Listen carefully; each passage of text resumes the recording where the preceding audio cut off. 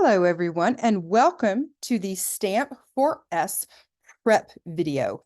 We're so excited that you have decided to test for the Global Seal of Biliteracy. And to do so, you must take an exam called the Stamp for S. So what is the Stamp for S? Well, Avant Assessment has created a test called Standards-Based Measurement of Proficiency. All right. It is a language proficiency test that is aligned to the ACTFL proficiency guidelines. So ACTFL stands for the American Council on the Teaching of Foreign Languages. It is the National Foreign Language Association. All right. It is called 4S because it tests the 4 skill areas, and we'll talk about that a little bit later.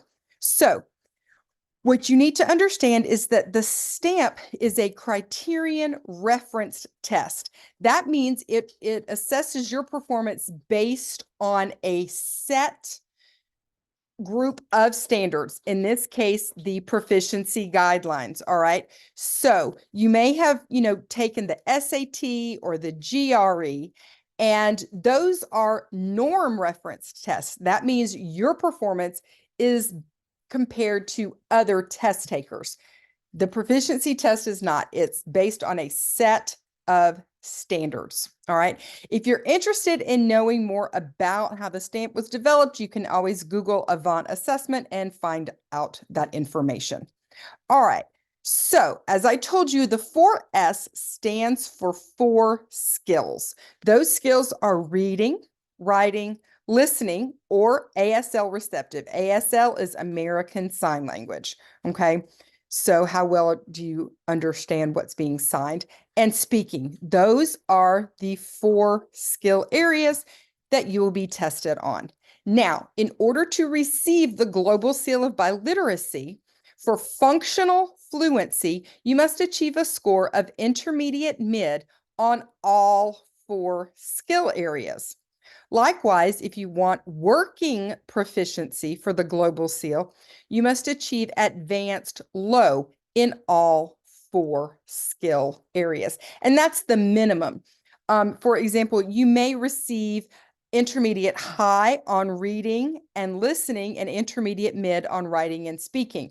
That's okay. You would still qualify for the Global Seal. Okay. So again, all 4 skill areas, you have each section, and those are taken separately.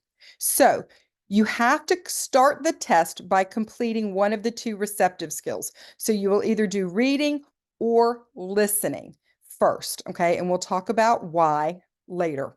But before you do writing, you must complete reading. Before you do speaking, you must do the listening. All right.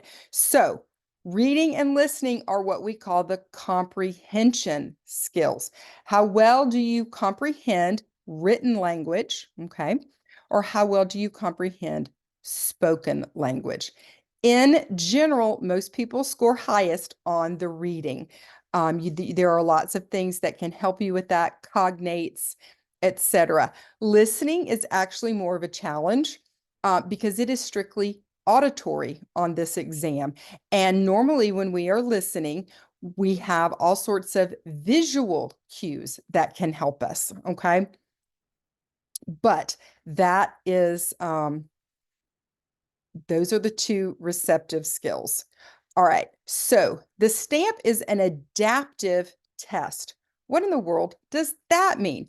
That means the difficulty of the questions will change as you complete the test based on your answers, okay?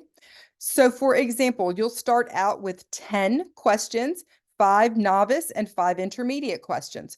Based on how well you answer those questions, you may either go up to this next level where you'll have intermediate and advanced questions, or you may go down to this one where you have 2 intermediate and 6 novice. All right. Again, based on your answers to these questions, you may go on up here and have only advanced questions,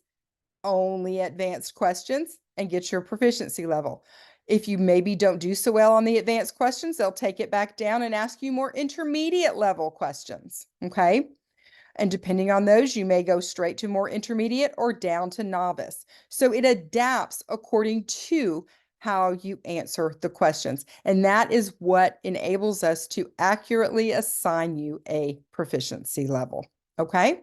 So the reading section has 30 multiple choice questions. Each text has at least one question. Some texts may have up to 3 questions. Now, there is no time limit, but you must submit an answer. Also, remember that you cannot go back to previous questions once an answer is submitted, okay? Once an answer is submitted, you just move on. You have to think of it as, yes, that is my final answer, okay? Now, the writing section will only be available once you've completed the reading section.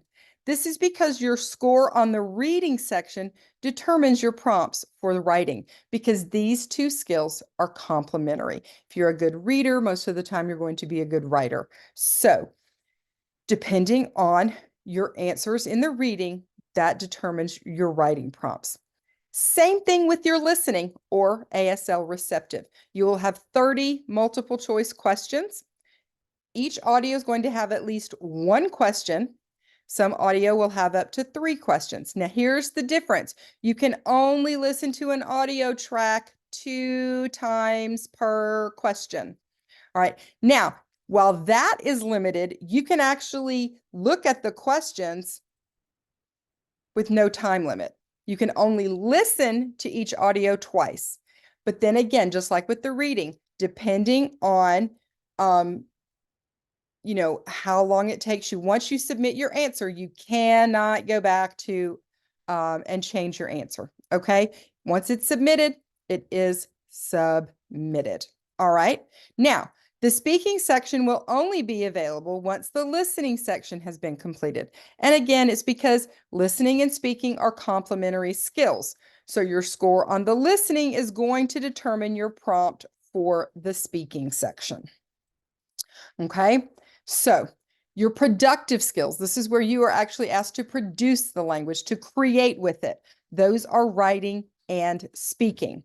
So in writing, you're going to have 3 prompts. Again, those prompts are determined by how well you've done on the reading section. There is no time limit, but you must submit an answer, and you have a 4,000 character limit for each writing submission. Okay, 3 prompts. For speaking, the same thing. You have 3 prompts. The prompts are determined by the results on the listening section. Now, you can think about the prompts and what you want to say with no time limit. However, once you hit the record button, you only have 4 minutes, okay, to submit your speaking. So no time limit on thinking about what you want to say, but once you hit record, you only have 4 minutes to answer the prompt completely. All right. And so that is basically a summary of what the Stamp 4S is. Buena suerte. Good luck on your testing.